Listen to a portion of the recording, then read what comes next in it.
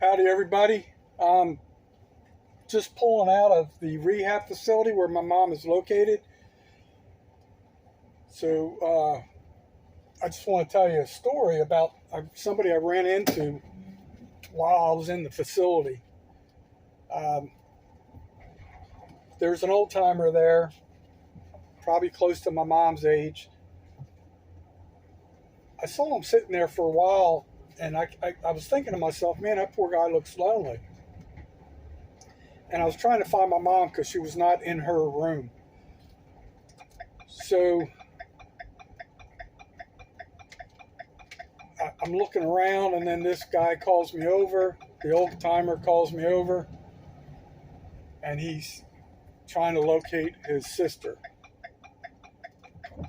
And it was quite obvious to me that he probably had dementia as well, because he was bouncing around mid-sentence to different things.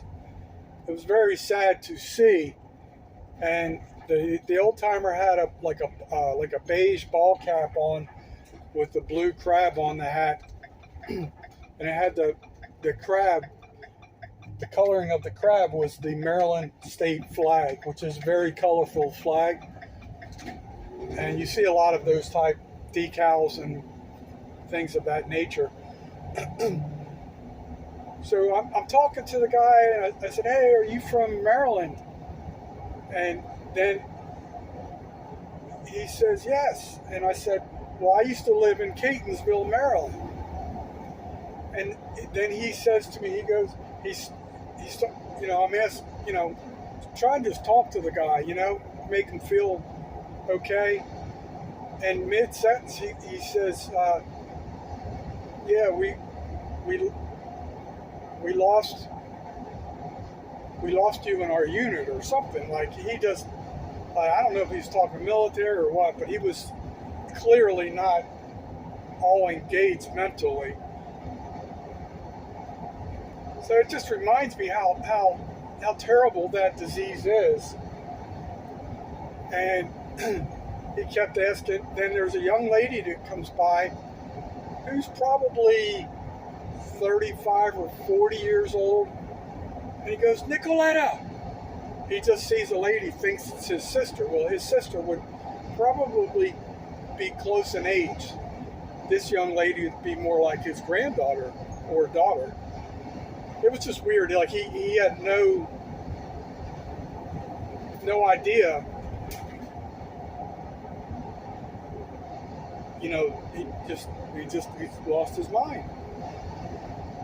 And so we're talking, and anytime anybody walked by, he thought it was Nicoletta, was supposed to be his sister. And then another lady walks up, and he says the same thing, "Nicoletta." And then she says, "No, I'm your daughter." So her daughter arrived, and then she was kind of like chuckling a little bit, and said, "Yeah, I was just talking to him.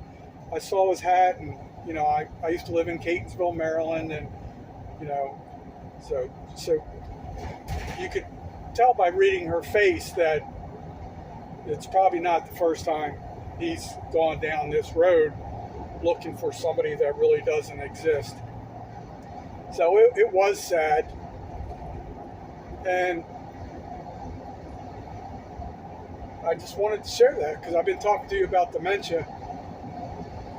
And that's what I ran into today. And my mom wasn't in her room, so she was doing something. And then another physical therapist came, pulled her out. So I'm pretty much headed back to the house.